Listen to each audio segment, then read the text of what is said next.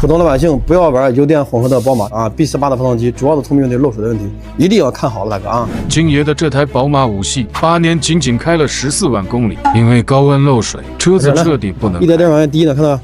顺着这个钢垫往下滴漏了。我们也是从4S店愤然出走的，是越说越玄乎，他妈的没法弄了。他那意思就是你把这人扔了吧，白给他得了，别开了。当大哥纠结卖了还是继续修的时候，碰巧刷到我们的整备案例，表示还不错。于是大哥带着3万块预算来找到我们，要求把车恢复出厂设置。废话不多说，让我们直奔主题。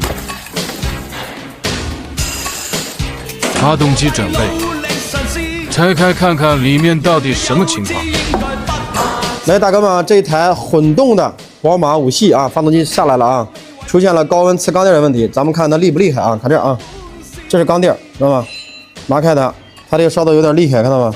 说明这个车之前高温过，一高温，因为这个钢体和垫的温度系数不一样的，然后温度系数不一样，膨胀系数不一样，紧接着就完了。这是缸盖啊，气门这边上看到烧的。老款的 N20、N5， 你跑个10公里、20公里，慢慢跑有可能没事。这个说干了10公里就废了。咱不知道现在产品为啥这么矫情啊？螺丝烤红了，看嘎嘎的。然后接下来我们要把这个口袋桶上来看看钢筒有没有变问题，整个钢面平原度有没有变形。经过检测，钢面变形，钢筒失圆。我们第一时间跟大哥商量维修方案。有点失圆，不，钢筒超标了10个。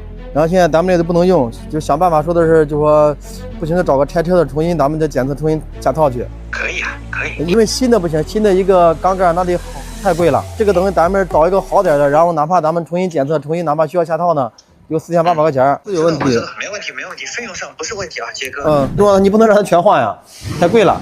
我觉得这是我们已经很良心的为别人着想的出的维修方案了，否则他不可能他塞点过来，在这100%换整个突击。或者在其他地方啊，咱不能说好像喷别人一样，但是标准这样的啊。发动机组装前，用 CNN 数控机床按原厂数据进行精密加工。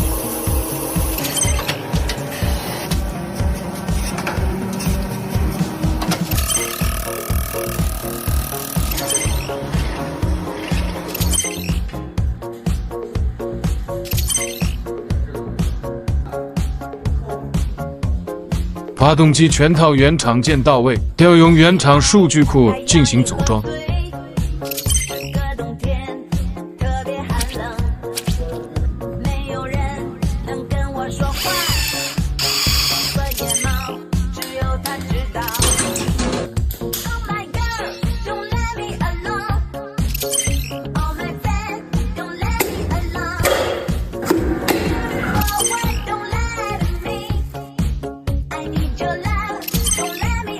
发动机突击组装完毕。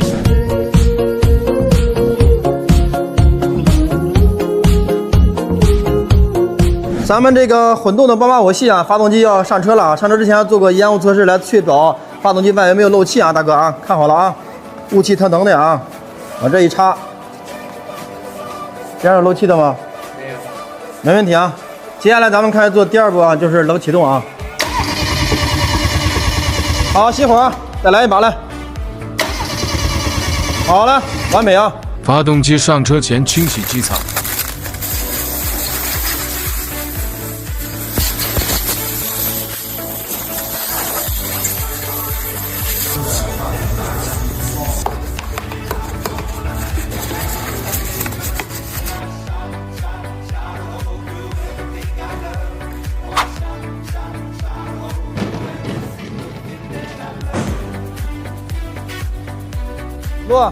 走，来，大哥们啊，这台油电混合的宝马 X5，昨天晚上加班上车了啊，咱们现在启动一下，来启动，声音稳定吧啊，待会儿等它下去以后啊，声音降下来以后，声音会更稳啊。修这款车大家一定注意2个东西啊，线看到吗？这黄线啊，大哥啊，高压线啊，一定要把它装好了，大哥，但凡你装不好，风险很大啊。所以你看装这个车其实修的比别的车修的时间比较长。我干20多天是吧？别的是15天干完了啊。现在这整体的发动机运转比较平稳啊，看，嘎嘎平稳啊。好，来熄火吧。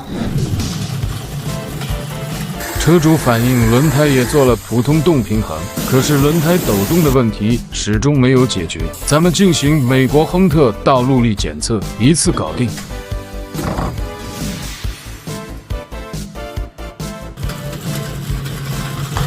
破裂的风挡玻璃也更换原厂。来，兄弟们啊，混动的宝马750啊，这个组装完毕了，咱们开始做路试检查啊。提速相当可以吧？是吧？无与伦比啊！像好多粉丝都问我说，杰哥为什么整备完的车，尤其大修完的车3000公里必须回来复检啊？很简单啊，咱们再路试，像这个车我们路试大概200多公里了，再怎么路试你也确保不了你跑2000公里、3000公里那个效果和你走的各种路面。和你连续跑2、3个小时，发动机温度上来的时候到底有没有问题啊？所以3000公里复检必须要做，查什么东西呢？查我们动过的地方，螺丝啊、垫片啊、漏油漏水啊，到底有没有修好啊？就跟你装修一样，回来我看看我到底安装的行不行。就是其实，在我们上学的时候，所谓的这个汽车这个规则里头是有的，大修完的发动机要做3000公里复检，过了3000公里那个复检期以后，才是所谓的车整备完了。每一台车整备完工，我们都坚持1摸2看3蹲下，全车质量检查，不辜负每一份信任。